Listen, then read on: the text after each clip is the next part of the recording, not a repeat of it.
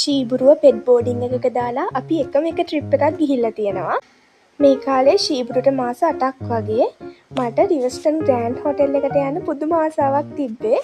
ඉතින් මගේ බර්ත්ඩේ එකට බර්ත්ඩේ ගිෆ්ට් එක විදියට හස්බන්ඩ් එක බුක් කරා. හැබැයි බලද්දි ඒක පෙට් ෆ්‍රෙන්ඩ්ලි නෙමෙයි. ඉතින් ශීබුරුව කොහොමවත් අපිට ඒකට ගෙනියන්න අවසර ගන්න බැරි වුණා. ඉතින් ලාස්ට් ඔප්ෂන් එක විදියට අපි ආව පෙට් බෝඩිං එක දාලා යන්න තීරණය කරා. හැබැයි ට්‍රිප් එක ගියාට ඉතින් කිසිම වැඩක් නෑ. අපි දෙන්නම යාගෙන හිත පෙට් බෝඩින් එකේ ඕනර්ට කියලා යාගේ වීඩියෝ සැරින් සැරේ ගෙන්නගෙන කෑම කෑවද නැද්ද බලා තමයි අපි ට්‍රිප් එක එන්ජොයි කරේ. ශීබුගේ සේවකයට නම් එදා රෑ නිින්ද ගිහින් තිබ්බෙත් නෑ කොහොමවත්ම. වීඩියෝ එකේ මුල දැක්කද මුලින්ම ශීබු එයාගේ කූඩ ගාවට ගිහින් හැංගෙනවා. ඒක දැන් දකිද්දි නම් සෑහෙන්න දුකයි. ඉතින් ඒක දැක්කට පස්සේ තමයි අපි එයාව දාලා ට්‍රිප් නොයන්න තීරණය කරේ. දැන් යන හැමතැනම කොහොම හරි එක් කරගෙන යනවා. පෙට් ෆ්‍රෙන්ඩ්ලි හොටෙල්ස් වලට විතරයි අපි යන්නේ දැන්. අපි එයාව දාලා ගියාම එයා මුලින්ම කෑම කාලා තිබ්බෙත් නෑ. එක වේලක් මිස් කරලා තිබ්බා. ඊට පස්සේ නම් ඒ ඕන එක ටිකක් ෆ්‍රෙන්ඩ්ලි වෙද්දී එයා කෑම අරගෙන තිබ්බා. අපිට වීඩියෝ කරලා එවලා තිබ්බා කෑම කන ඒවා හැම. ශීබුරු එක ට්‍රිප් යන වීඩියෝ බ්ලොග් කරලා දැම්මම ගොඩක් අය කියනවා ඉතින් ඔය පූසව ගෙදර තියලා යන්න. පූසට ගෙදර ඉන්න එක තමයි හොඳ. කවුරු හරි කෑම දායි කියලා. ඒ වුණාට ඉතින් මේ මූණ දැක්කම කොහොමද දාලා යන්නේ එහෙම? අපි නැතුව කොහොමද ඉන්නේ? පාළුයිනේ. ඒ නිසා මෙයාම අපි යන තැන කොහොම හරි එක්ක යනවා. අනිත් එක ශීබුරු එයාට සති 6 විතර ඉඳන් තමයි ට්‍රැවල් කරන්නේ වාහනේ. ඒ නිසා එයා වාහනේ යන්න චුට්ටක්වත් බය නෑ. වාහනේ යන්න කැමති. ඒ නිසා ඉතින් කිසි ප්‍රශ්නයක් නෑ එයාව එක් කරගෙන යන එක. මේ තියෙන්නේ පහුවෙද්දී ඒගොල්ලෝ එක්ක මෙයා යාළු වෙලා සෙල්ලම් කරන වීඩියෝ එකක්.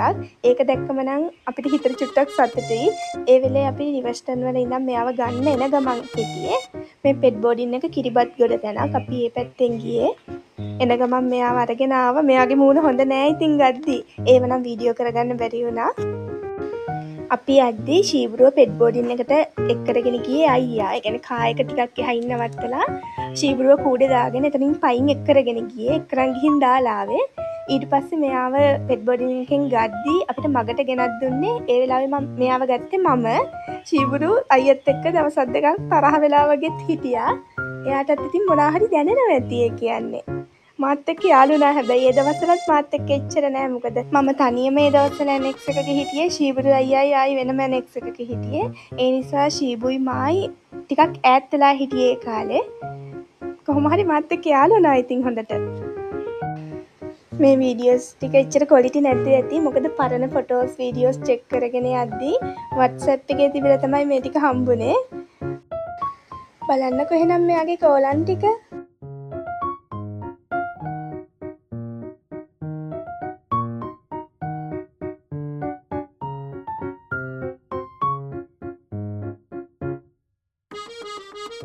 පව්වනේ නොදන්න තැනක දාලා ගියාම මොනා හිතෙන්නේ නැතිද හිංසකයට.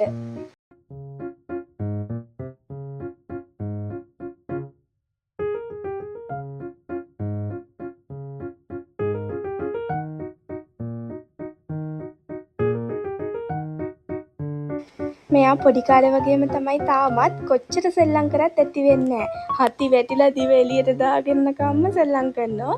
හති ඇර ඇර ඉද්දි ආයි සෙල්ලම් කරන්න කතා කරත් ආයි එවිත් සෙල්ලම් කරනවා. මල කෝලමක්.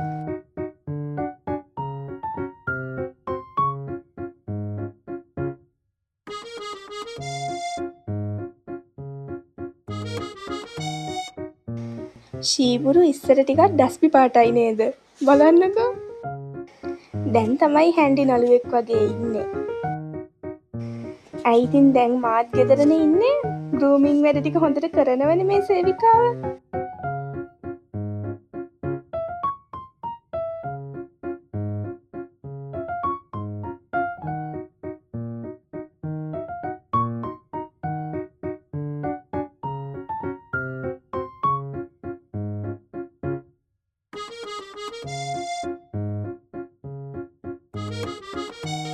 වීඩියෝ එක බලපු හැමෝටම thank you. තව වීඩියෝ එකකින් හම්බෙමු. bye.